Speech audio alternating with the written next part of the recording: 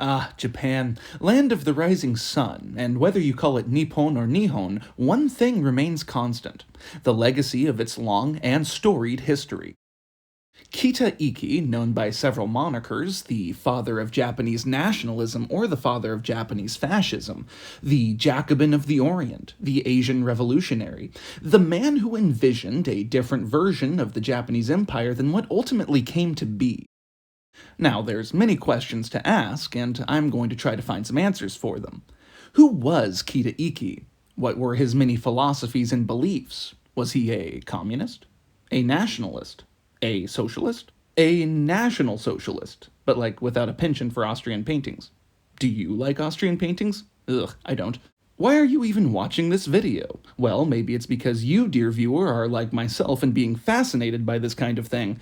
Or you're on the can right now. Hey, I don't judge. In fact, I analyze.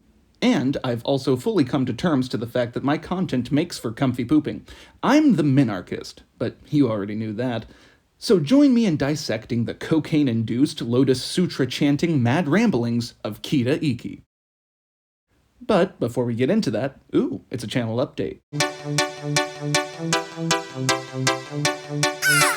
If you don't particularly care, that's all good, just skip to here to dive on in. Oh, you stayed. I knew you would. Firstly, you may have noticed the minor name change. It's, well, because I kinda liked it better, I don't know. Secondly, there are some big projects in the works, one being another political factions video.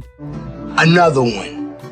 This time centered around the revolutions of 1848, and this one will actually feature a couple of historical locations. The other, bigger passion project, so to speak, will be a full-blown documentary, even featuring interviews on life under a particular regime. Keep that one a surprise, as that one's going to be an absolute Goliath to produce. Yeah, don't expect that one anytime soon, but expect it nonetheless. And finally, I'll be doing a few more video essays that break away from my standard, more, shall we say, historical format. It'll just be me offering my take on the current state of affairs and complaining about ineffective government, what's really new there.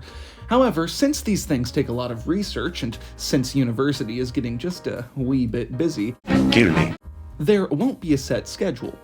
However, since I already did the research and wrote the script for this video, I was saving it for a rainy day, I pulled it out of the vault for you fine people to enjoy in the meantime. Anyway, back to the video.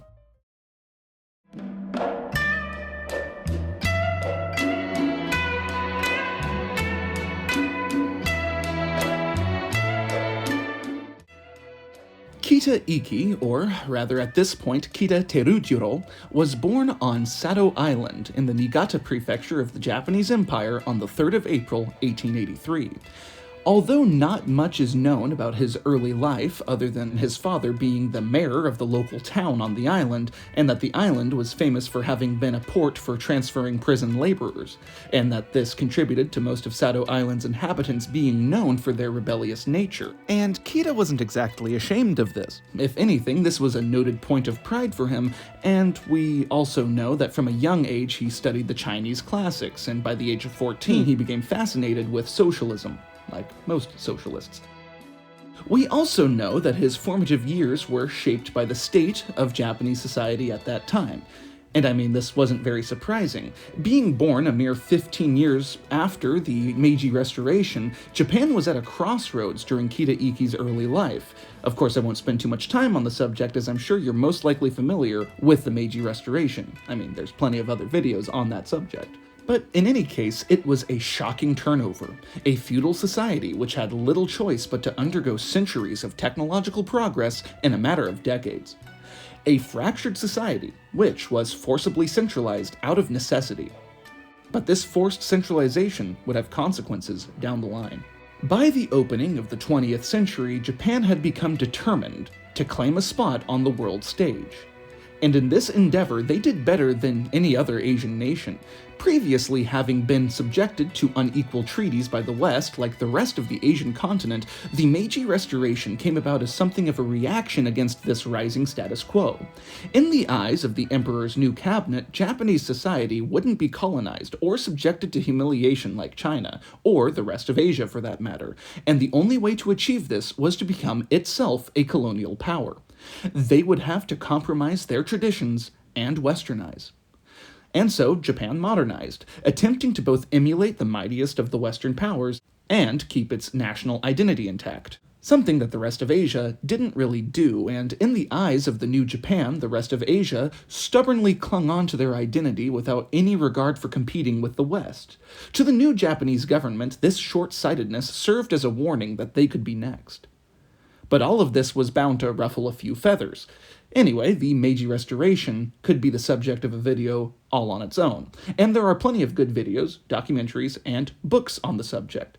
I actually highly recommend this one. Either way.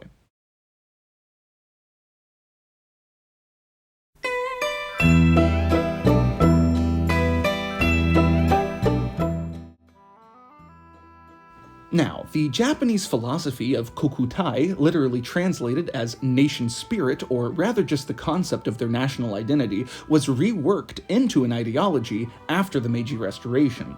Kokutai had its origins in the Edo period, during the days of the Tokugawa shogunate. Despite its proponents declaring it an ancient philosophy, it was really only a century old at this point. It was the concept of duty, religion, hierarchy, security via isolationism, etc., and how all of these fit into a working society. And it obviously worked, as the Edo period was incredibly peaceful, and it was how the rigid hierarchy that the Japanese would become famous for was more or less documented and explained. Now, after the social hierarchy was completely shattered and replaced, the new leadership needed a way to emphasize unity, or face repeated rebellion from the former samurai class and other reactionaries that preferred the old ways. This new and improved Kokutai was obviously symptomatic of the Meiji Restoration, which is to say it was a temporary fix to avoid collapse during this period of transition. With a new focus on emperor worship, this new Kokutai was accompanied by an emerging school of thought, Kokugaku, literally national study, in which scholars, students, and the rest of the Japanese intelligentsia would no longer pay any attention to Chinese classics and philosophies as which dominated Asian academics for centuries, but only the Japanese counterparts. A new nationalized curriculum was now to be adhered to. These philosophies were to be looked at as justification for everything that the emperor's government would do. This would be the beginning of a period known as the Meiji oligarchy. And for some, Kita Ikki included, this period of rigid inequality was rebuked along with this new Kokutai. They felt Japan was collectively abandoning their identity. It seems you just can't please everyone. But mind you, at this point, these were just fringe elements that were largely ignored, Kita Ikki among them. At this point, these oligarchs effectively ruled Japan, and if you've ever watched the film The Last Samurai, the character of Umura is kind of a composite character representing these oligarchs. Now, most of these oligarchs were already in the upper echelons of Japanese society even before the Restoration, in the samurai or even the merchant class in some cases. And this was, in part, what was so enraging to the developing political extremists and reactionaries, as the Restoration proved that Japan wasn't interested in removing that rigid hierarchy, but merely replacing it. It would be during this time the radical political elements in Japan would rally around ideals of socialism and nationalism. Of course, this is where Kita Ikki comes in, and by 1900 he would begin publishing a series of politically charged articles condemning the social theories that were justified by Kokutai.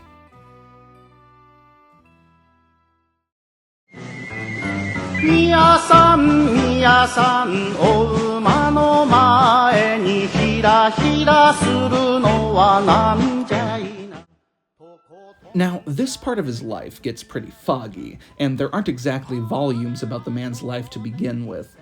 Anyway, most of the contents of these articles have been, unfortunately, lost to time. But what we do know of them comes from Kita himself.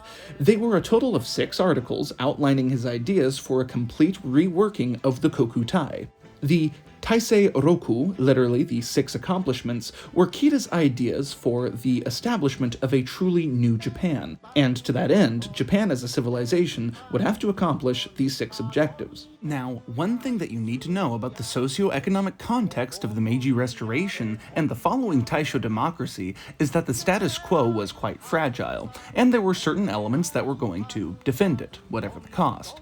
The Kimpeitai were effectively a secret political police force that existed to prevent exactly the ideas that Kida was attempting to publish from reaching the Japanese public. So they obviously arrested him and launched an investigation into his politics, but eventually let him go after destroying the articles in question. You see, at this point, the Kimpeitai weren't as gung-ho as they'd become in the following years, and, we call this foreshadowing. Anyway, in 1904, Kita Ikki would later move to Tokyo's Shinjuku district and enroll in Waseda University. This would prove to be the time in which the seeds of his influence were ultimately planted, meeting several key figures of the blossoming Japanese socialist movement while in the university's political philosophy department. One such figure he'd meet was in fact Isso Abe, a Japanese Christian socialist and Unitarian preacher. Also, just a bit of a fun fact, the guy is often cited as having contributed to the rise of baseball's popularity in Japan. Just throwing that out there. Anyway, after repeated disagreements, this would be the point in which Kita Ikki would begin differentiating between those of a Western socialist persuasion and those socialists with a more pan-Asianistic view. In fact, he was so dissatisfied with the school of socialist thought of his contemporaries that he would go on to say, "These people have no care for the socialist plight in an Asian context. These are opportunists who hide their lack of vision behind Marx, and what did Marx know of the values of the Asian race?" Kita would ultimately drop out of the university, even more disillusioned with both the status quo and the political ideas of other socialists. Also, just worth noting, but Kita's disillusionment will actually be somewhat of a recurring theme. Now, mind you, Kita was just as influenced by Marx as the rest of them, but he wished to adapt it to a wholly distinctive Japanese brand of socialism, whereas contemporaries advocated Marxism just as it was. There's obviously more to this dichotomy, but it's all very tomato-tomato. Anyway, in early February of that same year, Kokutai would be put to the test in the Japanese home front as the nation began to fully project its power on the world stage. The Russo-Japanese War had begun.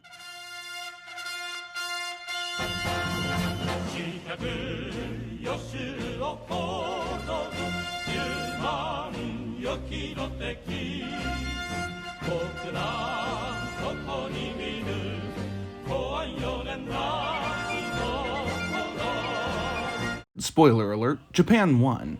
Russia had underestimated the Asian nation, as none up to this point had ever withstood the might of a European power. The victory over the Russian Empire was a matter of great national pride for the Japanese, but the Treaty of Portsmouth, ending the war, was a touch controversial.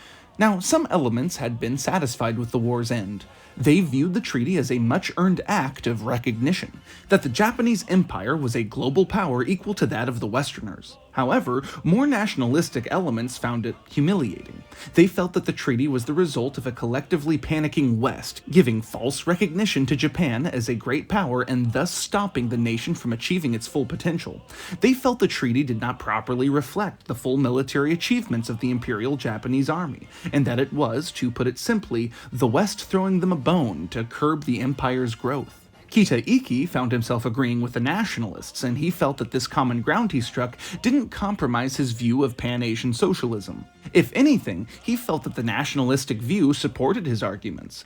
The only thing that he disagreed with in regards to the nationalistic view was their unwavering belief in Kokutai.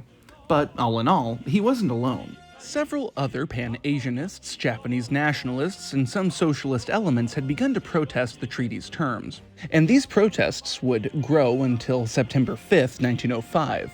The Hibiya riots, which started as a series of peaceful demonstrations, would soon become a massive uproar which engulfed all of Tokyo. And this began what is referred to as the Minshu Sojoki, or the era of popular violence. Remember earlier when I described these fringe political movements as, fringe? Yeah, can't say that anymore. They were here to stay. In 1906, Kita Ikki, now aged 23 and also now officially using the name Kita Ikki, would write a political treatise. A treatise that succinctly and briefly laid out his beliefs in a mere 1,000 pages. Now, I know what you're probably thinking. How does one have the energy to write such a massive anthology and in such a short time? Oh, well, I'm sure glad you asked. Remember that childhood eye injury Kita sustained?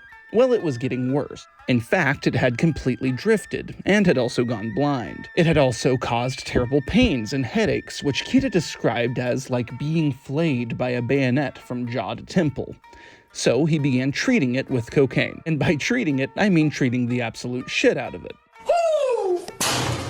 Anyway, his treatise, affectionately titled The Theory of Japan's National Polity and Pure Socialism, would be Kita Ikki's first major political work, and there might be some aspects that can be chalked up to a lost in translation type deal, but from what little I've read, it reads like something someone thwacked out of their mind would write.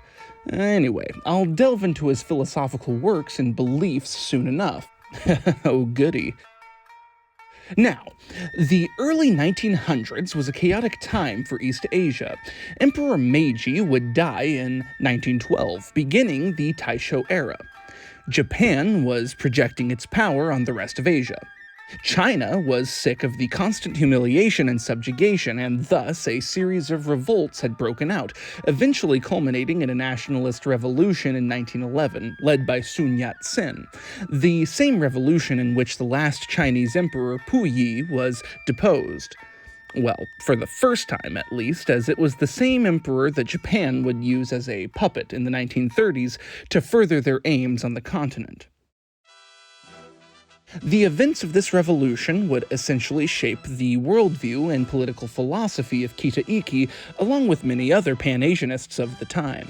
Now, all you need to know about pan-Asianism for the context of this video is simple. Now, pan-Asianism has its roots in the colonial subjugation of the Asian continent by European powers, fueled by examples of European dominance like that of the Opium Wars. I say, by Jove, you'll be addicted and you'll like it. Throughout the late 19th and early 20th centuries, the only pan-Asianistic sentiment was, in essence, purely an anti-colonialistic one. But with the Meiji Restoration and the Russo-Japanese War having concluded with Japan asserting themselves as the top Shiba Inu in the region, it had begun to take other forms and other politically philosophical ideals, like economic and cultural unity, to finally drive out those barbarians. This is, of course, where Kita Ikki's fancy comes in, with the aforementioned revolution headed by Sun Yat-sen. Now, this was hardly surprising, as many Japanese nationalist elements were aligned with Sun Yat-sen's revolutionary ideals. However, the Chinese Revolution and Sun Yat-sen are very complex subjects, which I won't delve into. But Sun Yat-sen, the so-called founding father of China, is revered by both Chinese communists and Taiwanese nationalists, and that really should tell you a lot about Kita Ikki's interest in the revolution. Kita would find himself in China, rubbing shoulders with pan-Asianist revolutionaries and writing more political treatises. He would go on to join the Tongmenghui, a Chinese nationalist revolutionary group tied to Sun Yat-sen and founded by Kita's newest brother-in-arms, Song Jiaoren, who also had ties to the Kuomintang. Look, it's very complicated, so I'm just going to give you the skinny of it. Kita Ikki would essentially work with the nationalist revolutionaries for most of the next decade of his life. He'd even adopt the child of another revolutionary who had been assassinated. He'd develop a fondness for seances, worsen his already crippling habits, and, in true fashion to his usual nonsense, like that with the Marxist set Waseda, get sick of and disillusioned with the Chinese Revolution because they were too focused on pursuing a European-inspired brand of nationalism rather than a new Asian one. He'd eventually go back to Japan in the January of 1920. Although he wasn't completely out of the loop as to what was occurring in Japan since his departure to China 9 years prior. But remember how much he disliked the latter parts of the Meiji era? Well, the following Taisho era not only made Japan nearly unrecognizable in Kita's eyes, eye, but drove a stake through the hearts of every hopeful pan-Asianist stream of full cultural unity.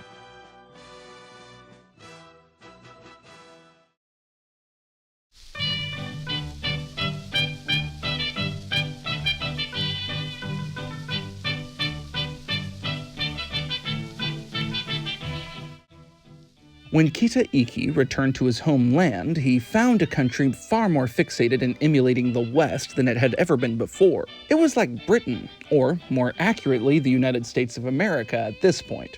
He was absolutely disgusted, that the Japanese people had seemingly finished the motions set in place 50 years ago during the Restoration, a sentiment of his that was shared by most of the nationalists in Japan. Meanwhile, his former socialist comrades were more hopeful.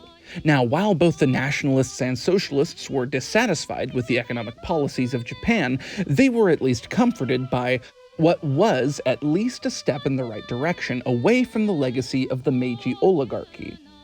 Of course, now there were the Zaibatsu to contend with. More on the Zaibatsu later, but to the socialists, at least there was the facade of democracy to work with. To the nationalists, however, Japan had destroyed its soul in pursuit of economic gain. Now, in 1920, the socialists were far more popular to the average working-class citizen. Most of the nationalist groups Kita had been associated with had either crumbled or became pacified in the public eye. After all, it was the Taisho democracy, and in democracies you don't incite rebellions to further your aims. Well, yet. One such nationalist group, the Russo-Kai, had began cooperating with socialists, some of them from Waseda, which of course Kita didn't like, and the group departed from the realm of politics, becoming more of a philosophical think tank and an unsuccessful lobby group.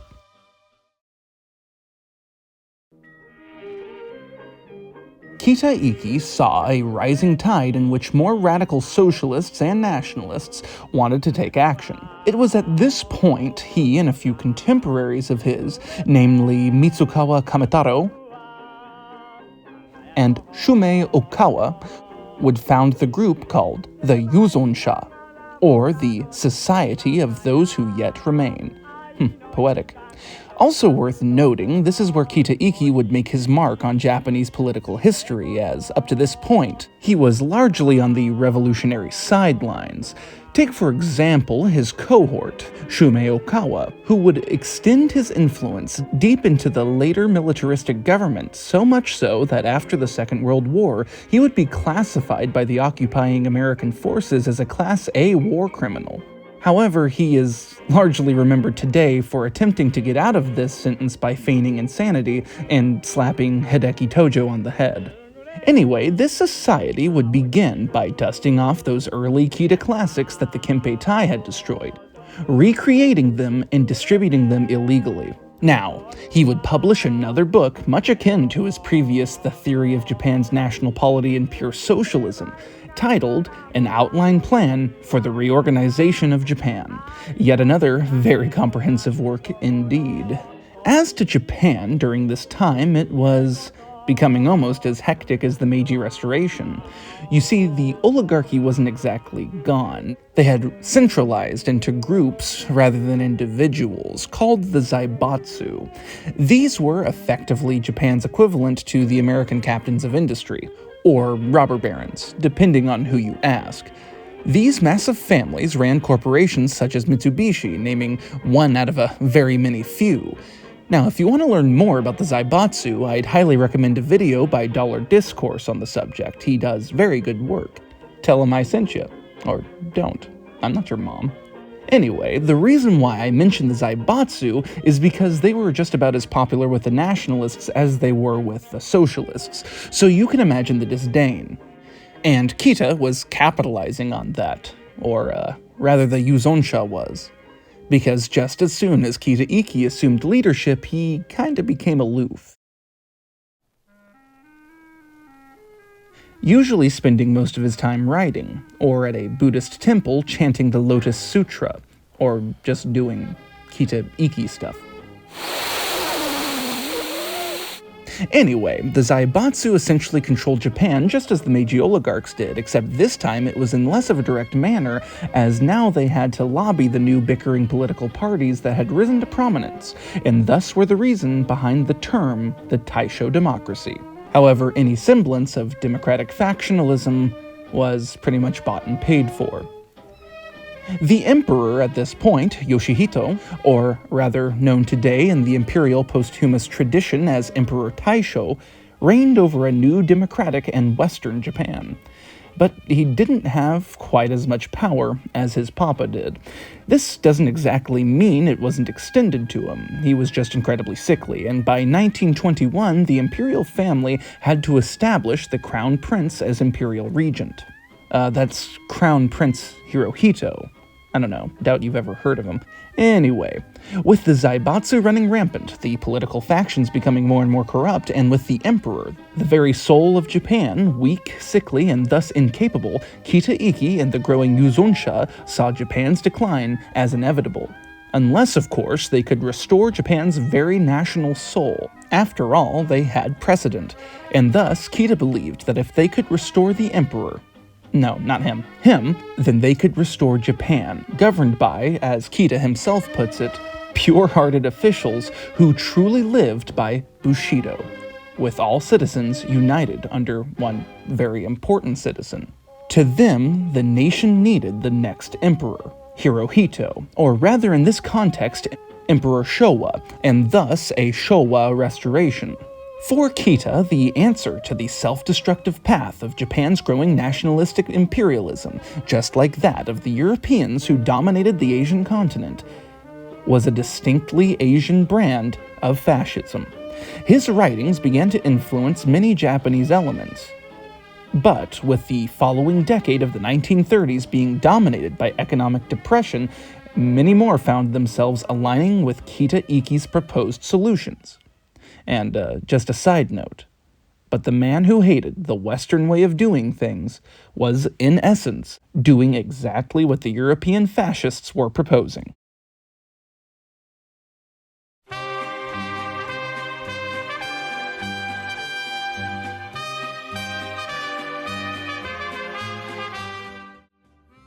Now, before even watching this video, you may have asked yourself, who the hell is Kita Ikki? And you can be forgiven for not knowing, as he is a bit of a political enigma. Even looking at his sparsely recorded Wikipedia page doesn't exactly illuminate anyone as to what the man was all about.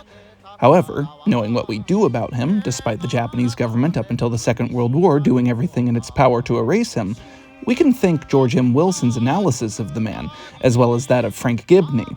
But Wilson is the authority on all things Kita Ikki.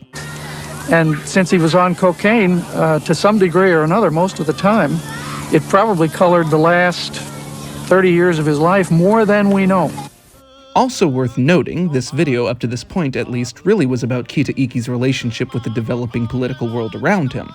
And I deliberately left out his ideas until this point, as it was the Yuzonsha that developed his ideas into a more organized ideology. This began in 1924. Anyway, by 1924, Kita Ikki became a leading figure amongst the Japanese far right, as did his Yuzonsha, but Kita never saw himself as the leader effecting this change. He saw himself as more of an idea man, and in fact, through the 1920s, the Yuzonsha was quite politically active, sponsoring assassinations, allegedly, and taking an interest in Hirohito's love life for some reason, and also trying to prevent Hirohito from visiting the West, all due to Kita's leadership, which would later cause a split between him and Okawa. Now, although Kita Ikki wrote extensively, his works are all derived and developed from his major 6 ideas on how Japan might be reorganized. And most of Kita's ideology can be considered in essence a reaction against the very concept of Kokutai, and most of the Meiji Restoration and Taisho democracy. And of course, a subsequent proposal of an Asianistic socialism which would solve all of Japan's social problems. It's essentially National Socialism in a purely Japanese lens, but also not so much. And while one might draw all sorts of conclusions from this, be it a possible reason why the Japanese Empire and the Third Reich found themselves allied, or that funny mustache man might have even influenced Kita, this isn't correct. One of life's great coinkydinks. Aside from that, as I stated previously, Kita believed that the only way to save Japan's national spirit was through a coup d'etat of sorts, in which his theoretical pure-hearted officials would be able to wrestle political power away from the Zaibatsu and the Genro, the latter being the elder statesmen of Japan's Taisho democracy, who Kita saw as puppets of the Zaibatsu, who used the perverted concept of Kokutai as a means of controlling the electorate. But before I tackle the crown jewel of our topic here, It's worth noting that a possible reason why Kita's ideology seems all over the place, despite how funny it might seem, was actually par for the course when it comes to most Asian philosophers of the early 20th century. Ikki was a weird Japanese original.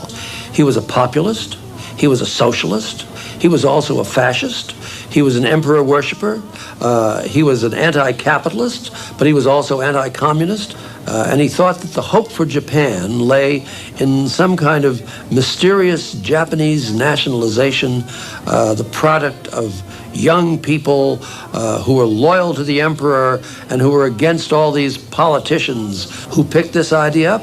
Well, of course, it was the neo-fascist young officers.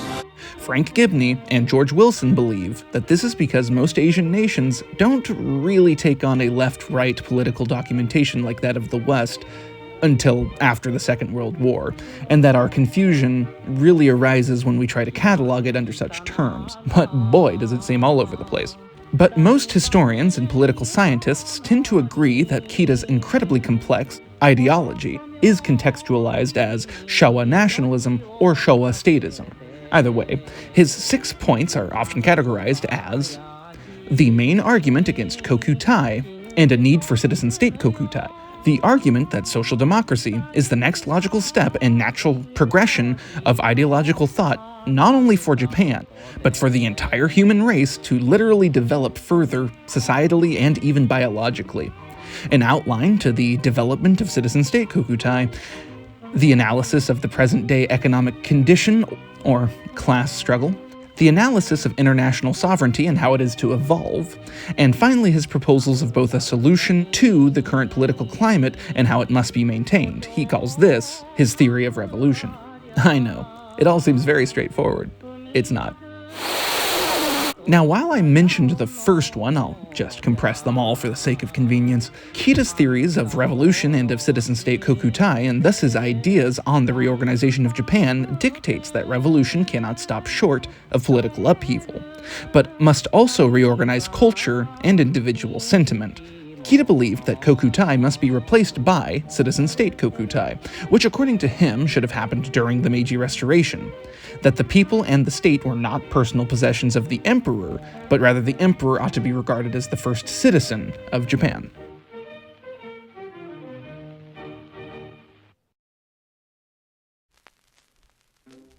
Ikki was no emperor worshipper as many like to paint him. He really just saw the emperor as the perfect tool to effect the change he felt Japan needed, as the reorganization of culture and individual sentiment is more difficult to change from the point of a bayonet. Have what you believe is a god in human form to tell you to do so, on the other hand, well, now Kita believed this could actually strengthen both the position of his ideology and that of the emperor, by the emperor leading by example rather than just locking himself away in the palace. However, he didn't really specify how this would work, as he maintained that the emperor shouldn't have too much power, so I'd assume the imperial family taking on a role like that of the British royal family, but in a weird quasi-socialistic way. Maybe like Puyi, I guess. Yeah, I honestly don't know, and Kita didn't really elaborate. Anyway. Then of course there's disassembling Kokutai, reintroducing Chinese classics into a wholly new and reworked education system, essentially that preached the unity of the pan-Asianist, and then there was the collectivization of economic resources, centralization of government, basic socialist stuff. But here's where Kita's writings began to reflect his choice of optic medication. As to the biological evolutionary aspect, Kita believes that this particular form of nationalistic socialism was the only ideology that the human race must follow to ensure survival. All others result in extinction. Yeah, this is where his pure-hearted officials would come in. Kita also maintained the pan-Asianist view of Asia for the Asians, as well as the necessity of Japan's position at the top of this new order, as Japan was the only country organized enough and possessing a military capable of doing so, despite Kita also maintaining that most elements of Chinese culture were superior and ought to possess the moral authority of this grand revolution. Look, the man wanted to have his coke and snort it too, but Kita believed after all Asia was brought under Japan through a great cooperative prosperity sphere, that the new domestic and foreign policies would have to accommodate what he called a necessary turbulence.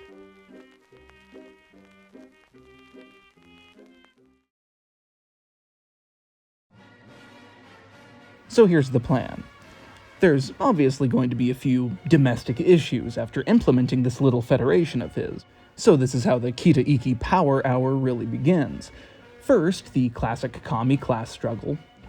And as Kita-Ikki believed Japanese soldiers to be classless servants of the state, he felt they'd be the perfect candidates to begin a series of military coups across Japan, and thus implementing the Showa restoration could be quite feasible.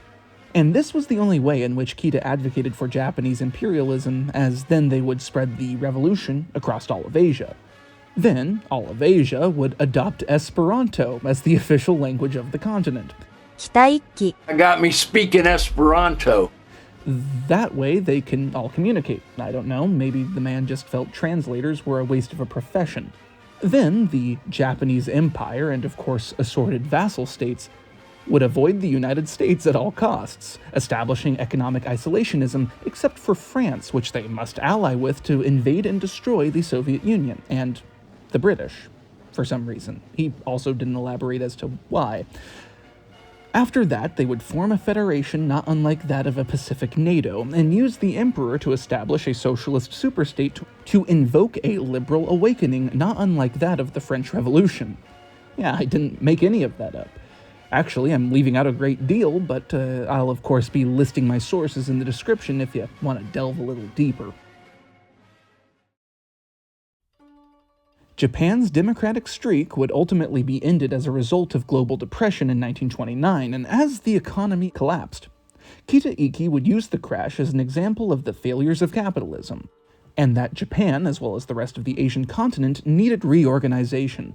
The Japanese imperial military had been marching towards a militarized government, because due to a bunch of savvy investments by the Japanese government in the early 1920s, while all other sectors were facing economic collapse, the military was quite okay.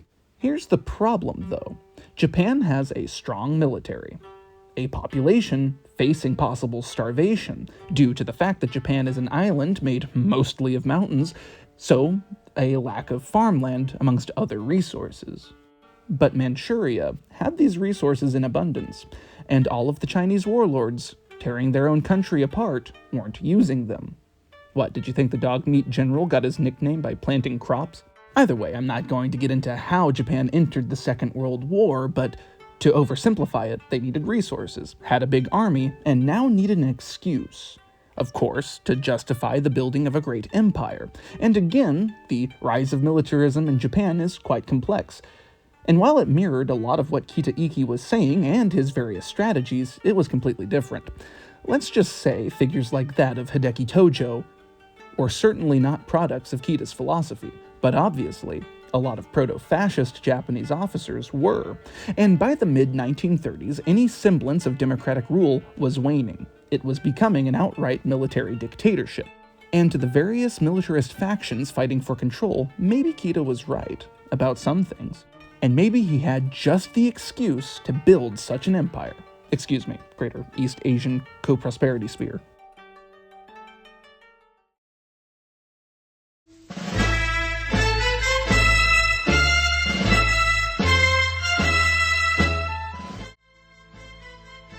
Kita-Ikki was reaching a wider audience as a result of a population under increasing economic decline, and so was his Showā Nationalism. He was snorting mixed lines of socialism, fascism, imperialism, and basically, if there was an ism, Kita had a good kilo. The Japanese military had invaded mainland China in 1933. Under totally above-board circumstances, of course, and Kita believed his Grand Revolution was right on the horizon. By the 1930s, two factions of military leadership were vying for political power, the Toseiha and the Kodoha. The Kodoha, or faction of the Imperial Way, were avid readers of Kita's work. They believed that they were the classless, pure-hearted, and righteous men who followed true Bushido and understood true Kokutai, and thus were the ones to implement the Showa restoration.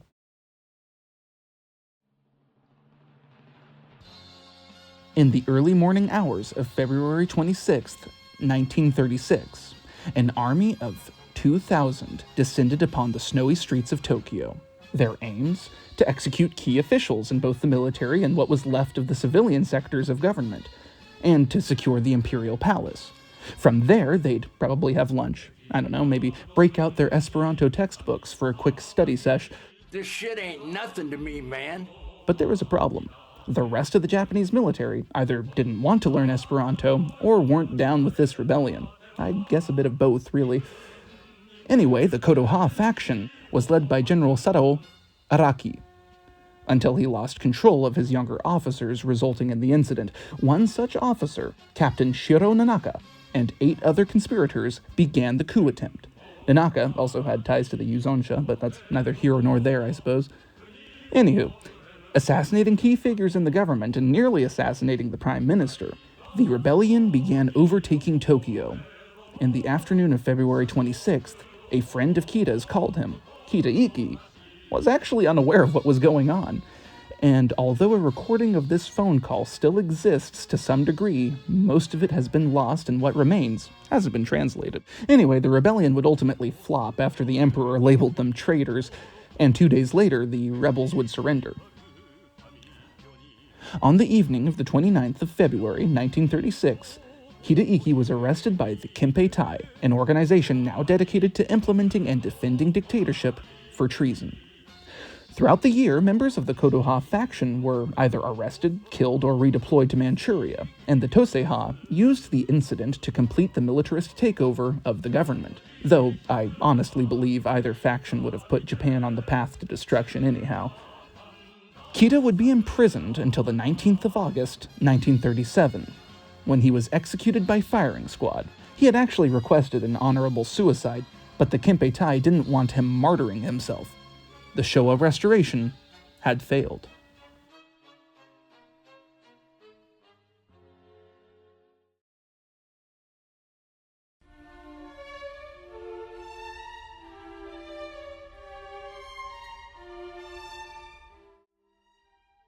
Here's where my own views come in.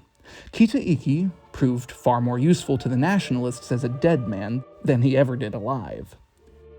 His pan-Asianist works provided justification for the Japanese expansion into the rest of Asia. The Greater Asian Co-Prosperity Sphere was only that in name. The rest of Kita's ideals would die with him in ignominy. And as I said at the beginning, Kita envisioned a different Japanese empire than what ultimately came to be. He was a fascinating figure, to say the least, but he's not remembered well by modern Japan for a plethora of reasons.